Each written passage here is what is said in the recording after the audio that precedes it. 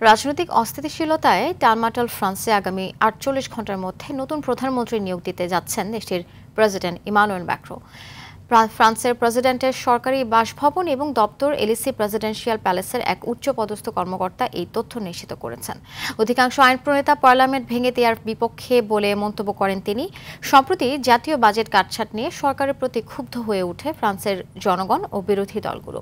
ঋণের দেনায় জর্জরিত থাকায় কল্যাণমূলক ও জনস্বার্থ সম্পর্কিত বিভিন্ন খাত থেকে সরকারি বরাদ্দের অর্থ কাটছাঁট করার একটি প্রস্তাব পাশ করে দেশটির মন্ত্রিসভা।